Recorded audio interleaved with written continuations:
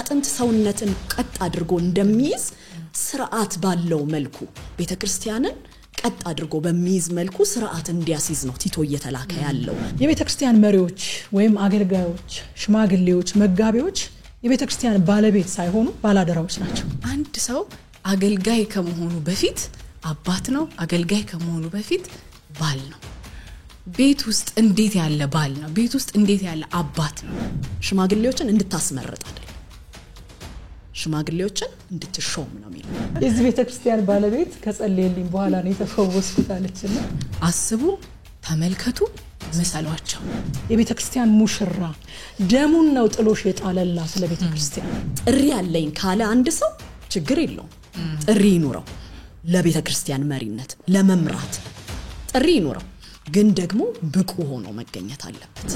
ጦርነት ሜዳ ውስጥ ገብቶ እንዳይመታም እየተከላከለ ደግሞም እያጠቃ ያለ ወታደር እስኪ አንድ ሁለት ልበል አረቄ ሰጡኝ ቢል ለመሸነፍ እየተዘጋጀ እንደሆነ ማወቅ እንችላለን። በቃ መምሰል ማንፈልገውን ሰው አንከተል። የማንጠጣው ምንድነው? የተገለጠ የጸጋ ስጦታ ያለውን ምረጥ አይደለም የሚለው የተገለጠ ካራክተር ያለውን ምረጥ ነው የሚለው። ስንወጣና ስንገባ ቁጭ ብድግ ሊሉልን አይደለም አገልጋዮች ምን ሆነው። ጸጋ ይብዛላችሁ የተወደዳችሁ ቤተሰቦቻችን የእግዚአብሔርን ቃል የምናጠናበት ቃልህ የተሰኘው ፕሮግራማችን ነው። ይሄ የቲቶን መጽሐፍ ጀምረናል። ባለፈው ሳምንት እንዳያችሁን ዛሬ ሁለተኛውን ክፍል ይዘን መጥተናል። አብረን የእግዚአብሔርን ቃል እናጥና። ዛሬም እንግዲህ እንደተለመደው ከእህቶቼ ከሄርሜላ ተሰማና ከረቂቅ ምንዳ ጋር ትግስት እጅጉ ነኝ አብሬያችሁ የምቆየው። የእግዚአብሔርን ቃል ካቆምንበት እንቀጥላለን። ባለፈው ሳምንት የቲቶን መልእክት ከቁጥር 1 ጀምሮ እስከ 3 ድረስ ያለውን ነበር ያየነው። አሁን ከቁጥር 4 ጀምሮ እስከ ቁጥር 7 ድረስ ያለውን እንመለከታለን። ከኔ ጋር እናነብና ጸልየን ወደ ጥናታችን እናልፋለን። እንደዚህ ይላል። የጋራችን በሆነው እውነተኛ እምነት ልጄ ለሆነው ቲቶ ከእግዚአብሔር አብ ከአዳኛችን ከክርስቶስ ኢየሱስ ጸጋና ሰላም ይሁን። አንተን በቀርጤስ የተውኩህ ገና ያልተስተካከለውን ነገር እንድታስተካክልና ባዘዝኩ መሰረት በየከተማው ሽማግሌዎችን እንድትሾም ነው። ሽማግሌ ነቀፋ የሌለበት የአንድ ሚስት ባል ልጆቹም አማኞችና በመዳራት ወይም ባለመታዘዝ ስማቸው የማይነሳ ይሁን። ኤጲስቆጶስ የእግዚአብሔር ሥራ ባላደራ እንደመሆኑ የማይነቀፍ ሊሆን ይገባል። ይሄውም ትምክተኛ ግልፍተኛ ሰካራም ጨቅጫቃና ተገቢ ባልሆነ መንገድ ለጥቅም የሚሮጥ ሊሆን አይገባም ይላል። እስከዚህ ድረስ ያለውን ድረስ እናያለን። ጌታ እንዲያስተምረን እንጸልይ። ቅዱስ አባት እግዚአብሔር ሆይ በጌታ በኢየሱስ ክርስቶስ ስም እጅግ አድርገን እናመሰግንሃለን። ዛሬም እግዚአብሔር ሆይ በምስጋናና በመገዛት ወደፊትህ እንገባለን። ክቡር የሆነው ቃልህን ሕያው የሆነው ቃልህን ዘላለማዊ የሆነው ቃልህን እንድንነጋገር በፊትህ ቀርበናልና በቅዱስ መንፈስህ እንድታስተምረን እንድታብራራልን ለህይወታችን የሚጠቅመንን ነገር እንድንወስድ ቃልህን እንድንታዘዝ እንድትረዳን ጸጋን እንድታበዛልን በጌታ በኢየሱስ ክርስቶስ ስም ጸልያለሁ። እግዚአብሔር ሆይ በዚህ ፕሮግራም ቃልህን ከኛ ጋር አብረው ያጠኑ ያሉ ወገኖች በጌታ በኢየሱስ ክርስቶስ ስም ጸንተው ቃልህን የሚያጠኑበትና የሰሙትን ነገር ደግሞ መኖር የሚችሉበት ጸጋ ይለቀቅላቸው በጌታ በኢየሱስ ስም። የቃልህ ፊደሉ ብቻ ሳይሆን መንፈሱ እንዲያገኛቸው እንጸልያለን። እንደተማርነው እንደሰማነው የምንኖር ያንደበታችን ቃልና ምልልሳችን የሚመሳሰል ደቀ መዛሙርትህ እንድንሆን እንድታግዘን በጌታ በኢየሱስ ስም ጸለይን። አሜን። ጌታ ይባረክ። ቁጥር 4 ጀምሮ ከሄርሚ ጋር እናያለን። እግዚአብሔር ይመስገን። አሜን። ድጋሚ ይሄን እድል የሰጠን እግዚአብሔር የተባረከ ይሁን። አሜን። ከኔ ጋር የምናየው ቁጥር 4 እና 5 ነው። አንብበን እጀምራለሁኝ። የጋራችን በሆነው እውነተኛ እምነት ልጄ ለሆነው ለቲቶ ከእግዚአብሔር አብ ከአዳኛችንም ከክርስቶስ ኢየሱስ ጸጋና ሰላም ይሁን። አንተን በቀርጤስ የተውሁህ ገና ያልተስተካከለውን ነገር እንድታስተካክልና ባዘዝኩ መሰረት በየከተማው ሽማግሌዎችን እንድትሾም ነው ይላል። የጋራችን በሆነው እውነተኛ እምነት ልጄ ለሆነው ለቲቶ ብሎ ይጀምራል ጳውሎስ። አባትና ልጅን አንድ ያደረገ የጋራ እምነት የሚለው ነገር በጣም ልብ ይነካኝ። ብዙዎቻችንን ከጥንት ጀምሮ የእምነት አባቶች ብለን ከምንጠራቸው ጋር አንድ ያደረገን የጋራ እምነት አለን። እውነተኛ እምነት ብሎ ጳውሎስ የሚከራከርለት የሚቆምለት የሚያስተምረው እምነት አለ። ግን ቲቶን ልጄ ቢለውም የጋራ የሆነ እምነት አለን ብሎ የሚያወዳጀን የሚያዛምደን አንድ የሚያደርገን የጋራ እምነት አለን ከአባቶቻችን ጋር። እኛም ዛሬም ያለን በዚህ ዘመን የመጣን አህዛብ የሆነን ወገን ከተባሉት ወገን ያልነበረንን እኛን የጋራ በሆነ እምነት አንድ አደረገን። ዝምድናችንን በዛ ሰራልንና የጋራችን በሆነው እውነተኛ እምነት የሚለው አባባል በጣም የሚነካ አባባል ሆኖ አገኘሁት። እኔን ራሴን አሳየኝ እና አብርሃምን አሳየኝ የእምነት አባቶችን አሳየኝና የሚያዛምደኝ አንድ ነገር አለ። ዛሬም እኛን ትናንሾቹን የገባን እምነትና የምንኖርለት እምነት ከነዛ አባቶች ጋር ከምንጠቅሳቸው አባቶች ጋር አንድ አደረገን፣ አዛመደን። አባትና ልጅን አንድ ያደረገ የጋራ የሚባል እምነት አለ። ይሄም እምነት እውነተኛ እምነት እያለ ይናገራል ጳውሎስ። እውነተኛ እምነት የሚለው ምንድነው? የቲቶን መጽሐፍ መግቢያ ስናይ እንደተነጋገር ነው ጳውሎስ የሚሟገታቸው የሐሰት አስተማሪዎች አሉ። ስለዚህ የሐሰቱን ሲሟገት እውነተኛ የሚባል እምነት አለ፣ ያ ነው አንድ ያደረገን እያለ እውነተኛ እያለ እምነታችንን ይናገራል። አንደኛ ቆሮንቶስ 3:10 እናንብበው። ከእግዚአብሔር በተሰጠኝ ጸጋ መጠን እንደ አንድ ብልህ ግንበኛ መሰረትን ጣልኩ፣ ሌላው በላዩ ላይ ይገነባል። ነገር ግን እያንዳንዱ እንዴት እንደሚገነባ መጠንቀቅ አለበት። ምክንያቱም አንድ ጊዜ ከተመሰረተው መሰረት በቀር ሌላ መሰረት መጣል የሚችል ማንም የለም። ይህም መሰረት ኢየሱስ ክርስቶስ ነው። አሜን። እግዚአብሔር ይመስገን። አሜን። እውነተኛ እምነት የሚለው ጳውሎስ ይሄንን ነው። አንድ መሰረት መስርቻለሁ። የቆሮንቶስ ጸሐፊም ራሱ ጳውሎስ ነው። ጳውሎስ እኔ እግዚአብሔር እንደሰጠኝ ጸጋ መጠን እንደ ብልሃተኛ አናጺ መሰረትን መሰረትኩ። በዚህ መሰረት ላይ ከዛ ጊዜ በኋላ የተነሱም ቢሆኑ አሁንም ያሉ አገልጋዮች በሁሉም ዘርፍ የምናገለግል የቤተክርስቲያን አገልጋዮች መሰረትን የሚመሰርቱ ሳይሆኑ በዛ ላይ የሚያንጹ ናቸው ይላል። አናጮች ናቸው። ግን በሚያገለግሉት አገልግሎት ሲያንጹ እንዴት እንደሚያንጹ ይጠንቀቁ። ምክንያቱም ከስር ዝቅ ብሎ ይናገራል። አንዱ አገዳ ይሆንበታል፣ አንዱ ወርቅ ይሆንበታል እያለ አይነቱን ይናገራል። ግን መሰረቱ አንዴ ተመስርቷል። ይሄም መሰረት ደግሞ ኢየሱስ ክርስቶስ ነው ይላል። የተመሰረትንበት መሰረት እውነተኛ እምነት የሚለው ጳውሎስ የሚከራከርለት ሁሉ ጊዜ ጥብቅና የሚቆምበት ከሐሰት አስተማሪዎች ጋር የሚሟገትበት እውነተኛ እምነት ይሄ ነው። የተመሰረት ነው ክርስትናችን የተመሰረተው እውነተኛ የምንለው እምነት ክርስቶስ ላይ የተመሰረትንበት እምነት እንደሆነ ማለት ነው። ከዚህ የወጣ በአሕዛብ መካከል ሳይሆን በቤቱም ውስጥ በወንድሞች መካከልም እንኳን ሊኖር እንደሚችል ጳውሎስ በተለያዩ ስፍራዎች ይናገራል። አንደኛው የሚናገርበት ክፍል ሁለተኛ ተሰሎንቄ 3:6 ነው። ሁለተኛ ተሰሎንቄ 3:6ን ቲጂ ያንብብልን። እሺ ወንድሞች ሆይ ስራ ፈት ከሆነና ከኛ በተቀበላችሁት ትምህርት መሰረት ከማይኖር ወንድም እንድትርቁ በጌታ በኢየሱስ ክርስቶስ ስም እናዛችኋለን። ስራ ፈት ከሆነና ከኛ ከተቀበላችሁት ምንድነው የሚለው? ከኛ በተቀበላችሁት ትምህርት መሰረት ከማይኖር ወንድም ነው የሚለው እኮ። ግን ከኛ በተቀበላችሁት መሰረት ከማይኖር ወንድም እንድትርቁ እንነግራችኋለን ይላል። ስለዚህ በአሕዛብ መካከል ወይም ደግሞ በውጭ ካሉት ካላመኑት መካከል ካለ ብቻ ሳይሆን በመካከል ወንድም ከሚባል ግን ከአባቶች በተቀበልነው እውነተኛ በሚለው ጳውሎስ እውነተኛ በሚለው እምነት ትምህርት መሰረት ከማይሄድ አካሄዱን እንደዛ ካላደረገ ወንድም እንድትርቁ ይላል። ስለዚህ መሰረቱ ይሄ ነው። ከኢየሱስ ክርስቶስ መሰረት ውጪ በቤተ ክርስቲያን እንኳን ሐሰት ሆኖ ከሚነሳ ነገር እንዲርቁ ጳውሎስ ይሟገታል ማለት ነው።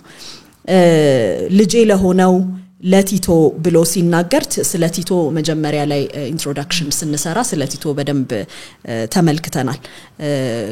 ቲቶና ጢሞቴዎስ አንድ ላይ ጳውሎስ ባገለገለው አገልግሎት ወደ ጌታ የመጡ ስለሆኑ ልጄ እያለ ይናገራል። በጣም ቲቶ የሚገርሙ ባህሪያት ያሉት ሰው ነው። በሐዋርያት ሥራ መጽሐፍ ውስጥ ቲቶ ባይጠቀስም ከዛ በኋላ ግን የጳውሎስ በጣም አጋር እንደሆነ ከመጽሐፍ ቅዱስ ክፍሎች ከተለያዩ ክፍሎች ማየት እንችላለን።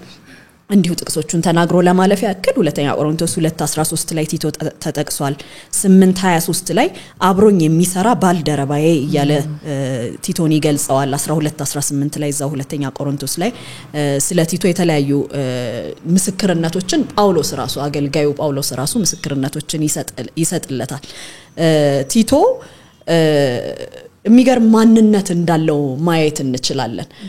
ቀርጤስን የሚመስል አይነት ትውልድ መካከል ታምኖ መላክ ራሱ በጣም ጠንካራ ሰው መሆኑን ያመለክታል። ይሄን ስራ ለመስራት የሚችል በአስቸጋሪ ኢንቫይሮንመንት ውስጥ ታምኖ የሚላክ አይነት አገልጋይ እንደሆነ በርግጥም ከጳውሎስ ጋር በአንድ አይነት መንፈስ እየተጓዘ የሚገኝ ልጁ እንደሆነ ስለ ቲቶ ምስክርነቶችን ማየት እንችላለን ከተለያዩ ክፍሎች ማለት ነው። ከእግዚአብሔር አብ ካዳኛችንም ከኢየሱስ ክርስቶስ ጸጋና ሰላም ይሁን ብሎ የመጀመሪያ ሰላምታውን ጳውሎስ በዚህ መልኩ ያጠናቅቃል። ያው ጳውሎስ የሚታወቅበት የሰላምታ አይነቱ ነው። ጸጋንና ሰላምን ለሚያገለግለው ለጻፈለት ትውልድና ሕዝብ ለግለሰብም ቢሆን ጸጋና ሰላምን በመመኘት በጣም ጳውሎስ ይታወቃልና ሰላም ለእናንተ ይሁን ሚለው አባባል ወይም ሻሎም ሚለው አባባል በጥንት ጊዜ በአይሁዳውያን በጣም የተለመደ አይነት ሰላምታ አሰጣጥ ነው። ይሄ ምንድነው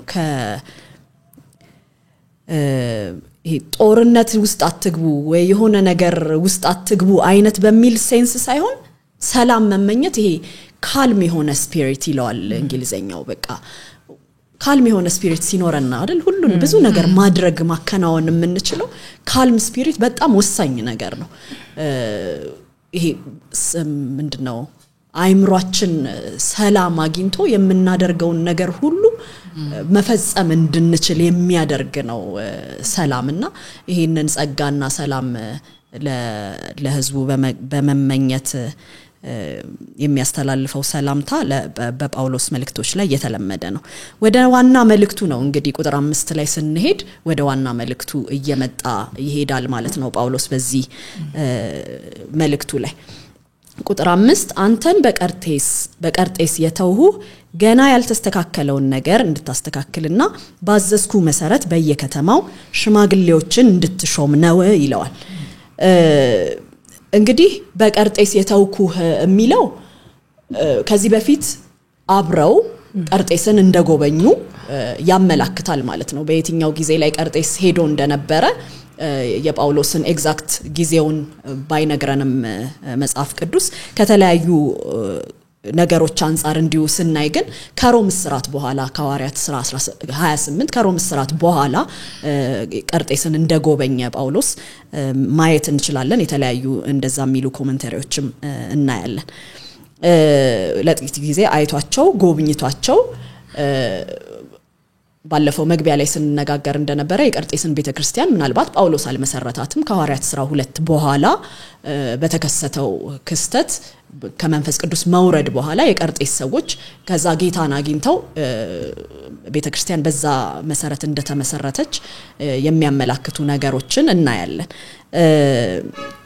ግን ጎብኝቷቸዋል። ጳውሎስ መሰረታትም አልመሰረታትም ቤተክርስቲያኒቱን ጎብኝቷታል። ጳውሎስ ደግሞ ቤተክርስቲያንን የመሰረተውንም ያልመሰረተውንም ቤተክርስቲያን ሲጎበኝ የሚያስተካክላቸውን ነገሮች አስተካክሎ ነው የሚወጣው። ለዛ ግን ጊዜ እንዳልነበረው ያመለክታል። ይሄ መልእክቱን ስንመለከት በጎበኘ ጊዜ እነዚህ ነገሮች ለማስተካከል ቤተክርስቲያንን እንደሚገባት መሪዎችን ለመሾም አካሄድን ለማስተካከል ጊዜ እንዳጠረው አይነት ያሳያል። ያንን ትቶ ሲሄድ ግን ቲቶን በዛ እንዲቀመጥ አድርጎት ነው የሄደው ማለት ነው። ለምንድነው ያስቀመጥኩ በዛ የተውኩህ የሚለው ያልተስተካከለውን ነገር እንድታስተካክል ከዛ ደግሞ መሪዎችን ወይም ሽማግሌዎችን እንድትሾም ይለዋል ያልተስተካከለውን ነገር እንድታስተካክል የሚለው to set order ይለዋል እንግሊዘኛው set order የሚለውን የግሪኩ ቃል ምንድነው የሚለው ኤፒዲዮርፎ ይለዋል ኤፒዲዮርፎ የሚለው ቃል ኦርቶፔዲክ ከሚለው ቃል ጋር ተያያዥነት እንዳለው ኮሜንታሪዎች ያስረዳሉ ኦርቶፔዲክ ምን ማለት ነው ያጥንት ሰርጀን ማለት ነው ያጥንት ህክምና ሰሪ ማለት ነው አጥንትን ይሄ ምንድነው ውልቅልቅ ያለ የተሰባበረን አጥንትን ገጣጥሞ የሚያስተካክል ሰርጀን የሚያስተካክል ሐኪም ኦርቶፔዲክ ይባላል እና እንደ አጥንት ሐኪም ነው እዛ ጋር እየተናገረ ያለው to set order ሲለው በቃ አጥንትን እንደሚያስተካክል በትክክል አድርጎ አጥንትን እንደሚያስተካክል እንደዛ አድርገህ እንድታስተካክል እያለው ነው ያለው ማለት ነውና ምን ያህል ምስቀልቀል እንዳለ ግን ደግሞ አጥንት ሰውነትን ቀጥ አድርጎ እንደሚይዝ ስርዓት ባለው መልኩ ቤተክርስቲያንን ቀጥ አድርጎ በሚይዝ መልኩ ስርዓት እንዲያስይዝ ነው ቲቶ እየተላከ ያለው ቲቶን መልእክት እየላከለት ያለው ጳውሎስ ማለት ነውና ከኔ በተቀበልከው መሰረት ባዘዝኩ መሰረት ሴት ኦርደር ቤተክርስቲያንን ስርዓት የሚያስይዛትን መንገድ ቀጥ አድርጎ የሚያሳያትን ቀጥ አድርጎ የሚያቆማትን ስርዓት ሴት እንድታደርግ ነው በዛ ያስቀመጥኩ ይለዋል ባዘዝኩ መሰረት ሚለው ፍሬዝ ወይም ሐረግ ምን ያስረዳናል ጳውሎስ ባለፈው እንዳየነው መግቢያችን ላይ ቁጥር 1ን ስንመለከት የኢየሱስ ክርስቶስ ባሪያና ሐዋርያ ብሎ አይደል ራሱን የሚገልጸው ባሪያውም አለ ሃምብልነሱም አለ ደግሞ ኦቶሪቲውን አለና ለቲቶ በሚሰጠው መልእክት እዚህ ጋር እኔ ባዘዝኩ መሰረት ነው የምታስተካክለው የራሱን ኦቶሪቲ እዚህ ጋር ያስቀመጠ ነው ያለው አንተ በሚመስልህ ሳይሆን እኔ ባዘዝኩ መሰረት ነገሮችን እንድታስተካክል ይለዋል ሌላው ምንድነው የምታደርገው ነገሮችን አስተካክል አፖይንት አድርግ ደግሞ ሊደሮችን እንድትሾም ነው ያስቀመጥኩ ይለዋል እዚህ ጋር አባባሉ ወደዚህ ጊዜ ቤተክርስቲያን ስንመጣ አፕላይ ስናደርግ የሚመጡልንና ምንወስዳቸው በጣም ብዙ መርሆች አሉ አባባሉ ራሱ ሽማግሌዎችን እንድታስመርጥ አይደለም ሽማግሌዎችን እንድትሾም ነው የሚለው ራስህ ነው የምትሾመው እኔ ባዘዝኩ መሰረት ከላይ ኦቶሪቲ ያለው ሰው አለ እኔ ባዘዝኩ መሰረት አንተ ራስህ እንድትሾም ነው የሚለው ቮት እንድታስደርግ አይደለም የሚለው ወይ ኢሌክሽን እንድታደርግ አይደለም የሚለው ራስህ እንድትሾም ነው የሚለው የቤተክርስቲያን ሽማግሌነት ወይም የቤተክርስቲያን መሪነት ምንድነው በሰልፍ ፕሮሞሽን አይደለም ሰልፍ ፕሮሞሽንም አይደለም በህዝብ ምርጫም አይደለም ራሳችንን ፕሮሞት የምናደርግበትም አይደለም ህዝብም ደግሞ ተሰብስቦ የሚመርጥበትም አይደለም በእግዚአብሔር በኩል በሾማቸው አገልጋዮች በኩል በዋኖች በኩል እግዚአብሔር ራሱ ነው የቤተክርስቲያን መሪዎችን የሚመርጠው ቲቶን ከዛ በኋላ የሚያስቀምጡትን ከናንተ ጋር ምናያቸውን ክፍሎች ላይ ካራክተሮች ነው አይደል የሚያስቀምጠው የጸጋ ስጦታዎች አይደለም የሚያስቀምጠው የተሰጡ ጸጋዎችን አይደለም የሚያስቀምጠው he points out characters እነዚህ ካራክተሮች ያሉት ይሁን ነው የሚለው ስለዚህ መሪዎች ራንደም ላይ አይመረጡ መሪዎች ቮለንቲር ያደርጉ መሪዎች አንዳንድ ጊዜ አንዳንድ ሰው አይተን he's a natural leader ወይም she's a natural leader ምንላቸው አይነት ሰዎች አሉ አይደለ እንደዚህ አይነት መሪዎች ግን necessarily ቤተክርስቲያን መሪዎች አይደሉም leadership ምንለውኛ leadership quality ምንላቸው ነገሮች ከዛ ተነስተን ሰዎችን ምናይበት ወይም ሰዎችን ወደዛ ምንጠራበት የራሳችን መነጽር አለን ይሄ ክፍል ግን እንደዛ አይነግረንም ቲቶን ሲያዘው እነዚህን ካራክተሮች አይተህ መሪዎችን ሹም ነው ይያለ ያለው አንድ መጽሐፍ ላይ ምን የሚል አባባል አነበብኩኝ ተረጉመዋለሁኝ It's okay if a man thinks he's called yet he must also be qualified It's okay ጥሪ ያለኝ ካለ አንድ ሰው ችግር የለውም ጥሪ ይኑረው ለቤተ ክርስቲያን መሪነት ለመምራት ጥሪ ይኑረው ግን ደግሞ ብቁ ሆኖ መገኘት አለበት ብቃቱ የሚመዘነው በተሰጠ የጸጋ ስጦታ ይሄ ጸጋ አለው ይሄ ሰውዬ ይሄ ጸጋ አለው ቤተ ክርስቲያንን ቢመራ ተብሎ ሳይሆን ብቃቱ የሚመዘነው በካራክተሩ በጸጋ ስጦታ ቤተ ክርስቲያንን ልናገለግል እንችላለን በጸጋ ስጦታ ግን ብቻ መምራት አንችልም መሪነት ካራክተር ያስፈልጋል ስለዚህ ቲቶን ሲለው በጣም ከመካከላቸው ጥሩ የሆነ ምታምንበት የተገለጠ በዚህ ዘመን እንደሚባለው የተገለጠ የጸጋ ስጦታ ያለውን ምረጥ አይደለም የሚለው የተገለጠ ካራክተር ያለውን ምረጥ ነው የሚለው ስለዚህ ሰዎች ሊማሩ ይችላሉ መጽሐፍ ቅዱስ እንዳልኩትም ጊፍትድ ሊሆኑ ይችላሉ የጸጋ ስጦታ ሊኖራቸው ይችላል የሴሚናሪ ምሩቅ ሊኖሩ ይችላል መናገር በጣም የሚችሉ ሰዎች ሊሆኑ ይችላሉ አንዳንዴ የሉም አፋችንን የሚያስከፍቱን ተናጋሪዎች አሉ ቀደም እንዳልኩት ናቹራሊ ይሄ ሰውዬ በቃ ሊደር አይነት ኳሊቲ አለው የምንላቸው አይነት ሰዎች ሊኖሩ ይችላሉ ፈቃደኛ መሆንም አይደለም available መሆንም አይደለም መገኘት መቻል ሌላ ስራ የሌለው ሌላ የሚያደርገው ነገር የሌለው መሆንም አይደለም የቤተ ክርስቲያን መሪነት godly character ነው የቤተ ክርስቲያን መሪነት ኳሊፊኬሽን ይሄንን ስል በቤተ ክርስቲያን መሪነት መረጣ ውስጥ ፐርፌክሽን እየተጠበቀ አይደለም በቃ እነዚህን መቼም ካራክተሮቹን በኋላ እናንተ ስታነሷቸው አንዳንዶቹ አይ በቃ እንደዚህ አይነት ሰው እኮ የለም ማን ነው ታዲያ ቤተ ክርስቲያንን የሚመራ የሚያስብል ያክል ሁሉንም ኳሊፊኬሽኖች ማሟላት ስለሚገባ ማለት ነውና የሚያስብል ነገር ሊኖር ይችላል ግን ፐርፌክሽን አይደለም ሰውየው ግን ወይም ሴትየዋ ግን ያንን ለመሆን መሻት ማሳየት ያ መሻት ደግሞ በህይወት የተገለጠ አሁን ስለ ምንድነው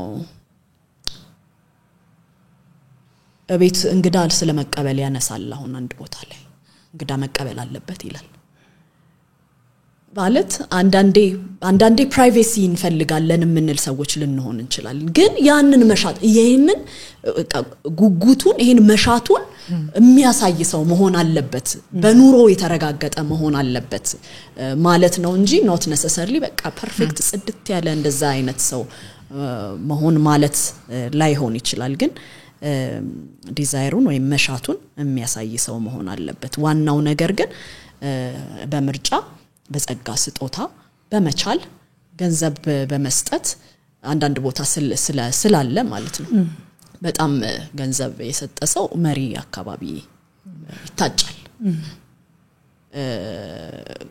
ባለፈው ቲጂ ስትለን ነበር አይደል አንዳንዴ እውነትን ብቻ ተናገሩ ብቻ ሳይሆን ያን ጨለማውንም ግለጡት ይላል አይደል እውነትን እንናገራለን ደግሞ አንዳንዱን ደባብሰን የምናልፈው ነገር ሳይሆን አንዳንዱን ደግሞ ገልጠን ነው የምንናገረው እና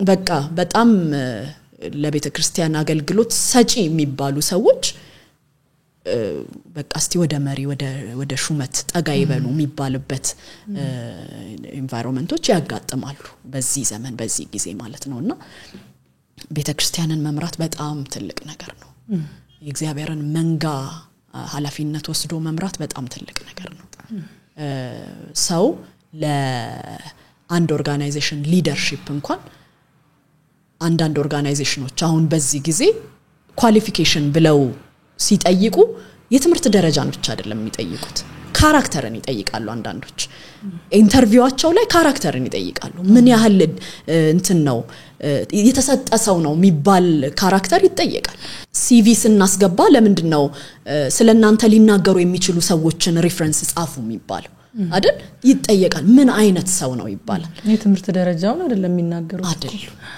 የትምህርት ደረጃው በወረቀት የተደረጋገጠ ወረቀቱን ያስገባል እዛ ሰውዬ ጋር ግን የሰራውበት ሰውዬ ጋር ሲደወልለት ምን አይነት ሰው ነው የሚባለው የሚጠየቀው አይደል ስለዚህ ያስተዋሉ የምድር ኦርጋናይዜሽኖች እንኳን ካራክተርን ከጠየቁ የእግዚአብሔር መንግስት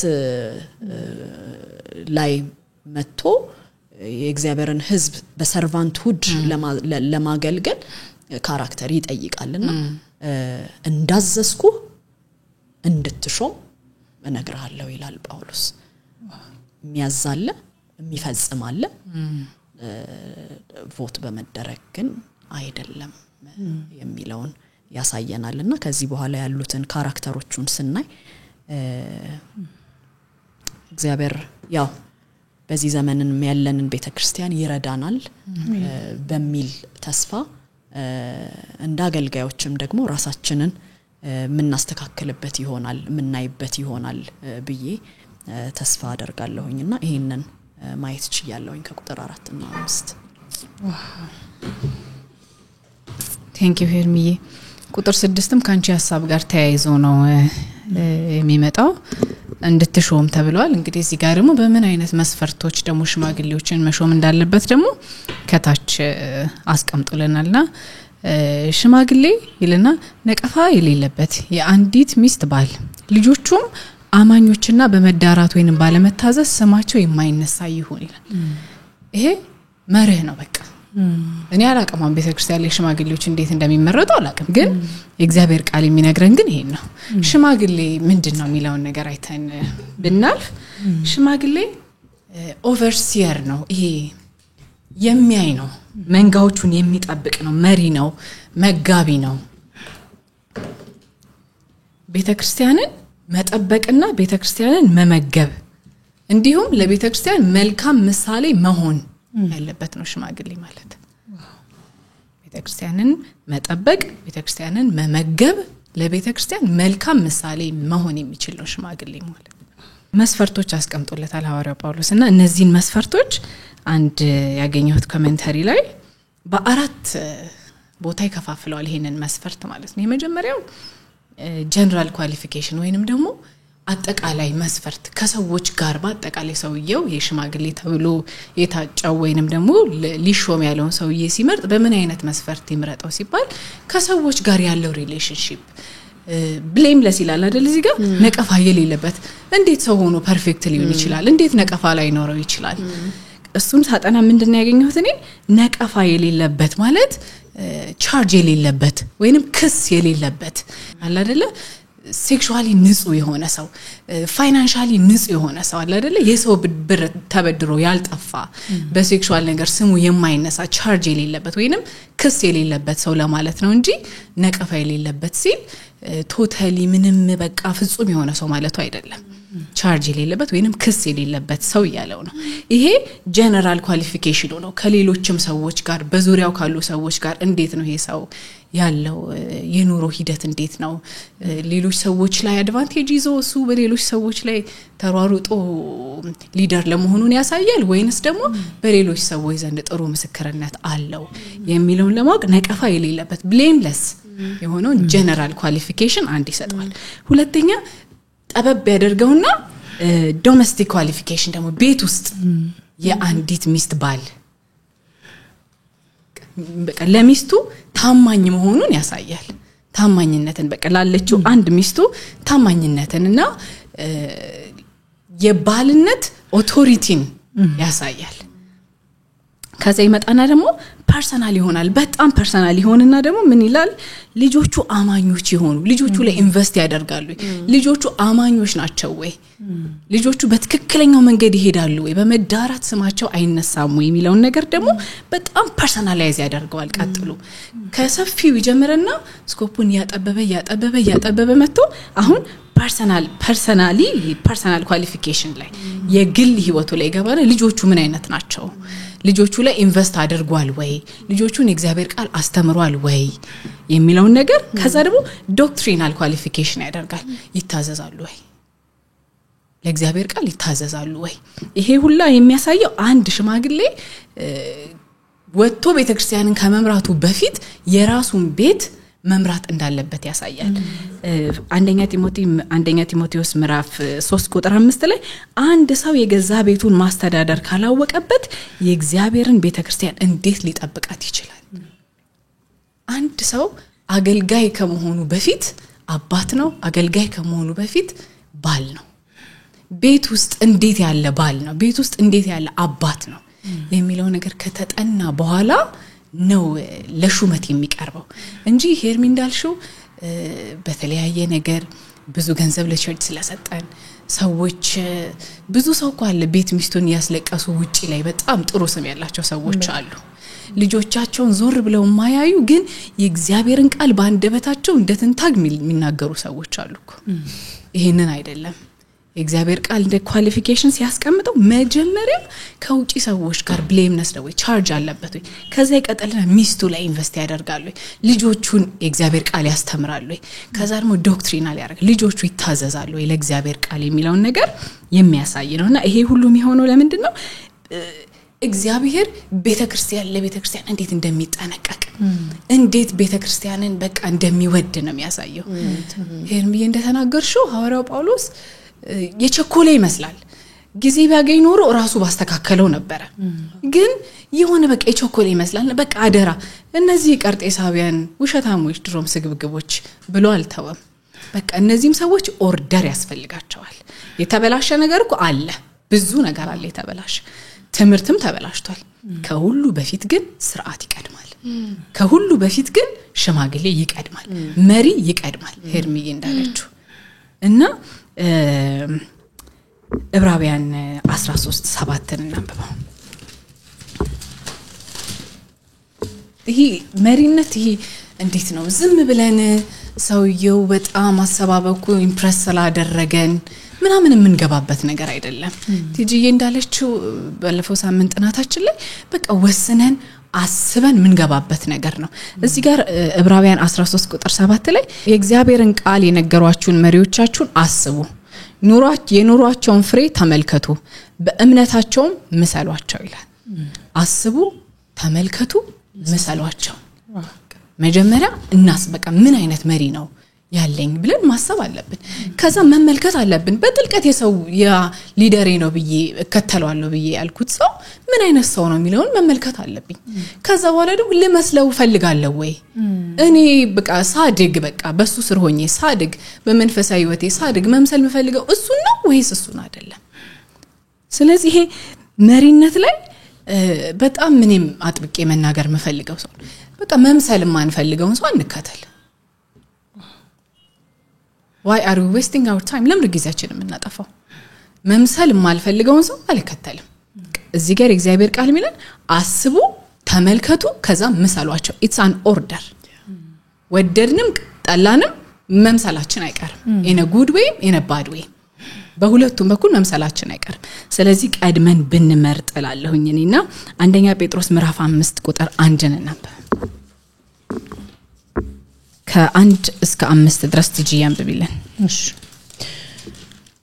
እንግዲህ ከነርሱ ጋር እኔም ሽማግሌና የክርስቶስ መከራ ምስክር የሆንኩኝ እንዲሁም ወደፊት የሚገለጠው ክብር ተካፋይ የመሆን በመካከላችሁ ያሉትን ሽማግሌዎች እመክራቸዋለሁ በእናንተ ኃላፊነት ስር ያለውን የእግዚአብሔርን መንጋ ጠብቁ የምትጠብቁትም ከእግዚአብሔር እንደሚጠበቅባችሁ በግድ ሳይሆን በፈቃደኝነት ለጥቅም በመስገብገብ ሳይሆን ለማገልገል ባላችሁ ጽኑ ፍላጎት ይሁን እንዲሁም በአደራ ለተሰጣችሁ መንጋ መልካም ምሳሌ በመሆን እንጂ በላያቸው በመሰልጠን አይሁን የእረኞች አለቃ በሚገለጥበት ጊዜ የማይጠፋውን የክብር አክሊል ትቀበላላችሁ ጎልማሶች ሆይ እናንተም እንዲሁ ለሽማግሌዎች ተገዙ ሁላችሁም እርስ በእርስ በመከባበር ትህትናን ልበሱ ምክንያቱም እግዚአብሔር ትዕቢተኞችን ይቃወማል ለትሁታን ግን ጸጋን ይሰጣል አሜን የእረኞች አለቃ አንድ ቀን ይመጣል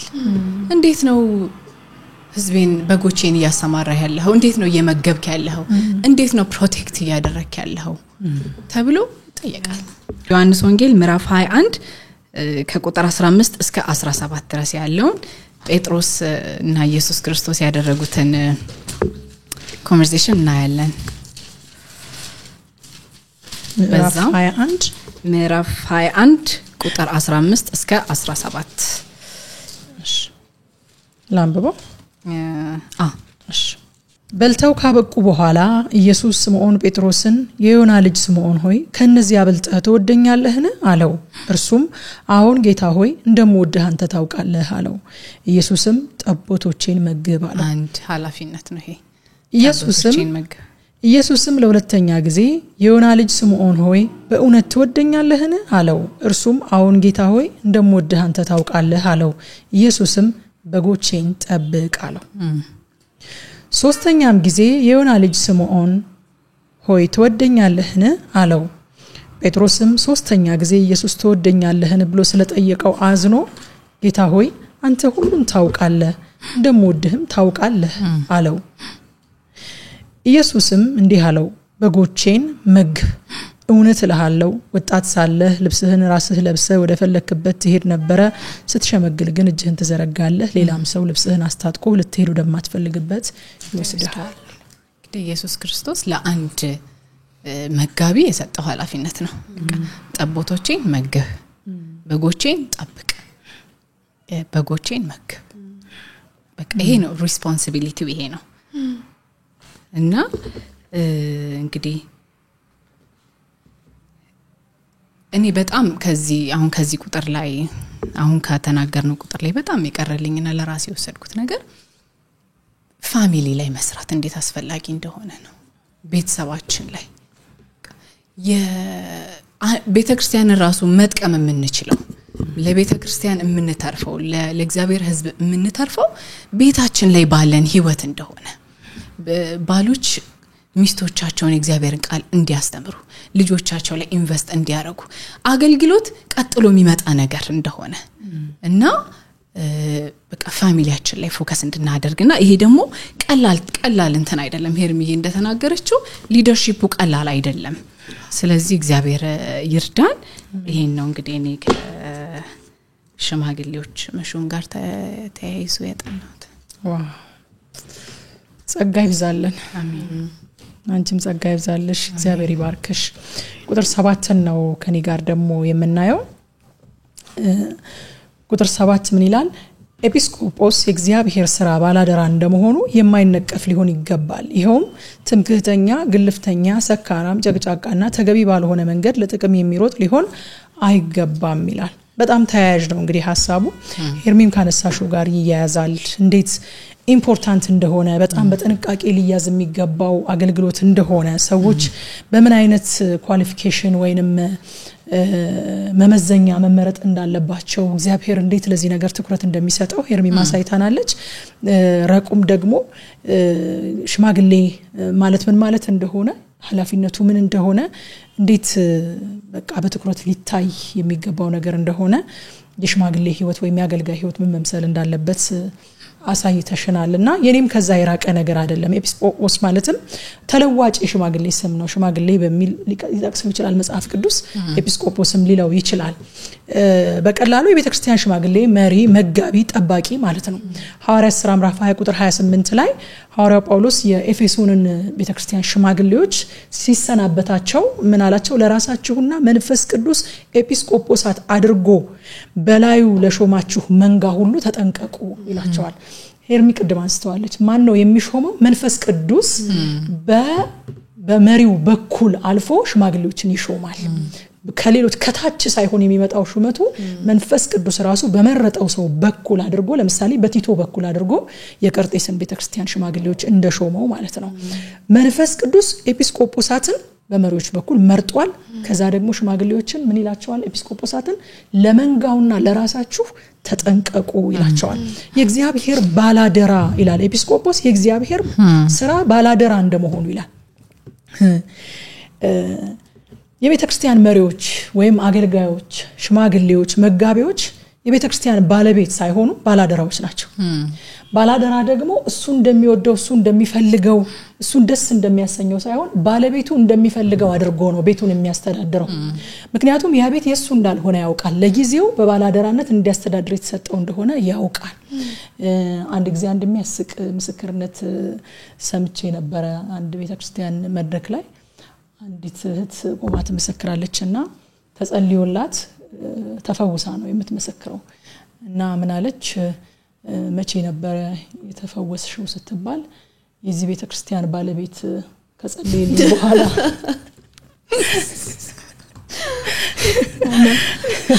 በዛውም ፈገግ እያለን እንድናጠና ብዬ ነው የዚህ ቤተክርስቲያን ባለቤት ከጸለየልኝ በኋላ ነው የተፈወስኩት አለችና የቤተክርስቲያን ባለቤት ኢየሱስ ክርስቶስ ነው አሜን ደሙን ክፍል አድርጎ የገዛት በገዛ ደሙ የዋጃትን የእግዚአብሔርን ቤተክርስቲያን ይላል ሐዋርያው ጳውሎስ በገዛ ደሙ የዋጃት ጌታ አላት ሙሽራ አላት ባል አላት ባለባልናት ሰሞኑን ዘፍጥረትን ያነበብኩኝ ነው እኔ እናንተም ያነበባችሁ ነውና የአብርሃምን ሚስት ሳራን አቢሜሌክ በወሰዳት ጊዜ እግዚአብሔር በሌሊት መጣና ተጠንቀቃለሁ ሴቲቱ ባለባልናት እንዳትነካታለሁ ቤተክርስቲያን ባለባልናት ማንንም ሰው እንዳይመኛት በእውነት ተሳስቷል እግዚአብሔር ደግሞ በቃ ይመጣበታል አንድ ቀን ቅድም እንዳነበብነው ቃል የረኞች አለቃ የቤተክርስቲያን ባል የቤተክርስቲያን ሙሽራ ደሙን ነው ጥሎሽ የጣለላት ለቤተክርስቲያን ሰው ኮን በእኛ ባገራችን ሚስት ሲያገባ አለኝ የሚለውን ደህና ነገር ጌጧን ልብሷን ምናምን ጥሎሽ ይጥል ነበር አይደል በባህላችን ጌታ ኢየሱስ ክርስቶስ ቤተክርስቲያንን ሲያጫት በገዛ ደሙ ነው ደሙን ነው የከፈለው እጮኛው ሲያደርጋት ደግሞ እያዘጋጃት ነው በመንፈሱ እያዘጋጃት ነው እያጠባት ነው እያጠራት ነው ለሰርጓ ቀን እያዘጋጃት ነው አንድ ቀን ደግሞ በቃ ታላቅን ሰርግ በበጉ ሰርግ አይደል የሚገኙ ብፁዓን ናቸው ይላል ታላቅን ሰርግ አዘጋጅቶ ሚስቱን ይወስዳታል ኢየሱስ ክርስቶስ የቤተክርስቲያን ራስ ነው የቤተክርስቲያን ባል ነው የቤተክርስቲያን ባለቤት ለመሆን የምንሞክር በእውነት እጃችንን ከሚስቲቱ ላይ ከሙሽራይቱ ላይ እጃችንን እናንሳ ባለባልናት ሴቲቱ ባለባልናት እንዳትነካት ተጠንቀቃለሁ ቤተክርስቲያን ባላላት ባለቤት አይደሉም አገልጋዮች ባላደራዎች ነን ሁላችንም ባላደራዎች ነን የማይነቀፍ የሚለው ሐሳብ ቀደምም አንስተሽዋል አንቺው የማይሳሳት ሳይሆን በቃ ቀደም እንዳልሽው ነው በቃ ቻርጅ የሌለበት ቋሚ የሆነ ያልተቀረፈ ተደጋጋሚ የሆነ ኦንጎይንግ የሆነ ቻሌንጅ ወይንም ተግዳሮት ድካም ያለበት እንደዚህ አይነቱ ሰው እንዳይሆን ለማለት ነው እንጂ ፈጽሞ የማይሳሳት ለማለት አይደለም በሰዎች ዘንድ የሚታወቅ የሆነ ረጅም ጊዜ ተጓዘ ያልተቀረፈ ችግር ያለበት እንደ ክስ አይነት ማለት ነው አንድ ጊዜ ሙሉ ወንጌል ቤተክርስቲያን ለሆነ ጉዳይ ሄድኩኝና ከአገልግሎት ሰዓት ውጪ ነው የማስታወቂያ ቦርድ ላይ የዲያቆናት ስም ዝርዝር ተለጥፎ አየሁኝና ቤተክርስቲያን የሾመቻቸው ዲያቆናት ስም ዝርዝር ነው በእነዚህ ዲያቆናት ህይወት ላይ ነቀፋ አለኝ የምትሉ ሰዎች ካላችሁ እስከዚህ ጊዜ ድረስ ቤተክርስቲያን ቢሮ ቀርባችሁ እንድታሳውቁ ሹመት ከመስጠቷ በፊት ቤተክርስቲያኗ እንድታሳውቁ ነቀፋ አለ የምትሉ ሰዎች ካላችሁ ጥያቄ ያለን የምትሉ ሰዎች ካላችሁ ቀርባችሁ እንድታሳውቁ እግዚአብሔር ይባርካቸው በእውነት በቃ እንደቀደም እንደተባለው አይነት ጉልህ የሆነ ነቀፋ ካለባቸው ህዝቡንም እንዳያሰናክሉ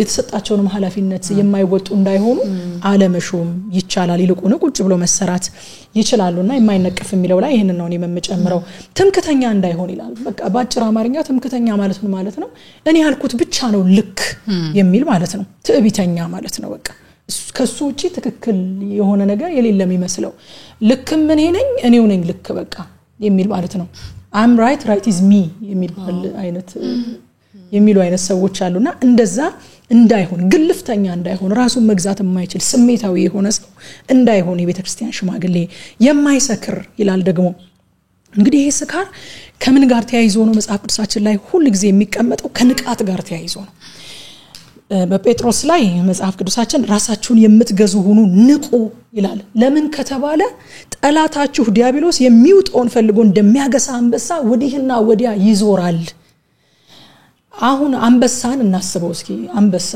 በአካል ያለ አንበሳ ዙሪያችንን እየዞረ ራሳችንን ለመጠበቅ እንዳይውጠን ራሳችንን ለመጠበቅ በመናደርገው ጥንቃቄ የተሞላ ኑሮ ውስጥ መጠጥን አስቡት ምንድነው ኮንትሪቢዩት የሚያደርገው ሶበር እንዳንሆን ንቁ እንዳንሆን ለጠላታችን የማንመች እንዳንሆን የማንገኝ እንዳንሆን ከማዘናጋት ውጪ በክርስቲያን ህይወት ውስጥ ምንም ጠቀሜታ የለውም ንቁ ይለናል መጽሐፍ ቅዱስ በቃ ጠላት ባለበት እንደ በጎች በተኩላዎች መካከል ልካችኋለሁ አለ ጌታ ኢየሱስ ክርስቶስ በግ በተኩላ መካከል ሲኖር የሚያደነዝዘው ነገር ነው የሚያስፈልገው ወይስ የሚያነቃውና በጠላቶቹ እንዳይበላ እንዲጠነቀቅ የሚያደርገው ነገር ነው የሚያስፈልገው በቃ ባጭር አማርኛ አሁን እንደዚህ አድርገን ብናየው የመስከረን ጉዳይ የመጠጥን ጉዳይ እንደዚህ አድርገን ብናየው ጥሩ ነው እግዚአብሔር ከሚለን እግዚአብሔር ከሚያዘን የእግዚአብሔር ቃል እንድንሆን ከሚመክረን ነገር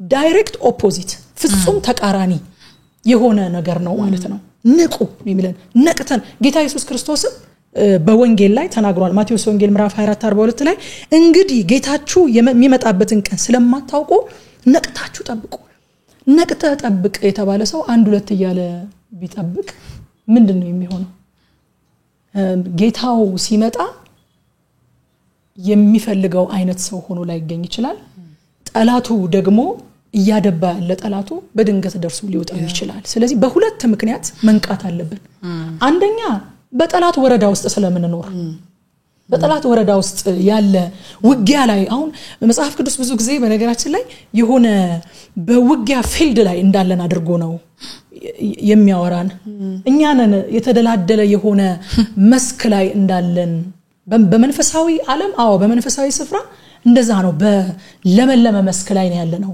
ግን በዚህ ገና ባልተዋጀ ሰይጣን ባልተቀጣበት ዓለም ላይ ስንኖር ግን በውጊያ ፊልድ ላይ ነው ያለነው በጦርነት ሜዳ ላይ ነው ያለነው ጦርነት ሜዳ ውስጥ ገብቶ እንዳይመታም እየተከላከለ ደግሞም እያጠቃ ያለ ወታደር እስኪ አንድ ሁለት ልበል አረቄ ሰጡኝ ቢል ምንድነው ኮንትሪቢዩት የሚያደርገው ለድሉ ለመሸነፍ እየተዘጋጀ እንደሆነ ማወቅ እንችላለን ስለዚህ የማንጠጣው ለምንድነው ጠላት ወረዳ ውስጥ ነው ያለነው በጣም መንቃት አለብን ሶበር መሆን አለብን ሶበር የሚያደርገን ነገር ንቁ የሚያደርገን ነገር ነው የሚያስፈልገን ሁለተኛስ ጌታችሁ መቼ እንደሚመጣ አታውቁ በቃ ትልቅ እንግዳ የቀጠረ ሰው እንደው ጌታን ኢየሱስ ክርስቶስን የሚያክል አምላክ ተውትና ትልቅ እንግዳ የከበረ ሰው ለምሳሌ የሀገር መሪ ቤትሽ ይመጣል ቢባል ዘና ብለሽ አንድ ሁለት ይያልሽ ነው እንደምትጠብቂው አይደለም ንቅት ብለን ነው አይደለም እንጠብቀው እንደሚገባ ሆነን እንደሚመጥነው ሆነን እንዲያገኘን ንቅት ብለን ነው የምንጠብቀው በሁለት ምክንያት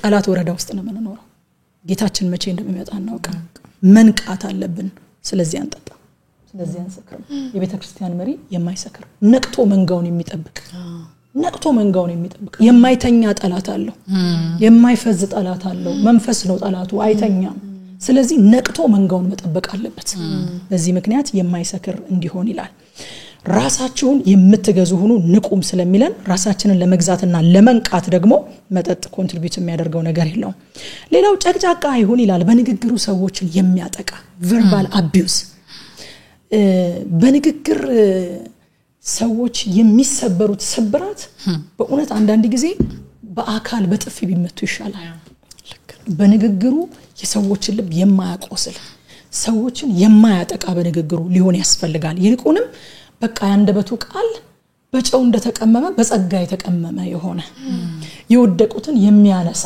የደከሙትን የሚያበረታ የተሰበሩትን የሚጠግን ወደ ኋላ ያፈገፈጉትን ወደፊት የሚያመጣ ሊሆን ያስፈልጋል የንግግሩ ያንደበቱ ቃል እንጂ በንግግሩ ሰዎችን የሚያጠቃ እና ከመድረክ ላይ ሆኖ ይሄ የሰዎችን ልብ የሚሰብር ነገር ሰዎች ደከመውም ከሆነ እንዲበረቱ የማያደርግ ይልቁንም በቃ ልባቸውን የሚያቆስል ነገር የሚናገር ሊሆን አይገባም የቤተ ክርስቲያን ሽማግሌ አንዳንድ ጊዜ እንሰማለን አይደለ ከመድረኮች ላይ በቃ እግዚአብሔር ከአመድ ላይ ካነሳሽ በኋላ ጌታ ሰው ካደረገህ በኋላ ጌታ ቢዝነስህን ከባረከው በኋላ ከእግዚአብሔር ቤት ትጠፋለህ ልክ እግዚአብሔር ሲባርክ ለእግዚአብሔር ቤት መስጠት ታቆማለህ እንደዚህ በማለቱ ሰዎች ታንጸው ተገንብተው ወደፊት አይመጡም ይልቁንም እየተሸማቀቁ እየተሳቀቁ ጨቅጫቃ ስለሆነ የማይጨቃጨቅ ይላል እኮ በቃ መድረኮቻችን ጉድ ኒውስ የሚነገርባቸው ነው መሆን ያለባቸው እንጂ አማኞች የሚጨቀጨቁበት ስፍራ መሆን የለበትም።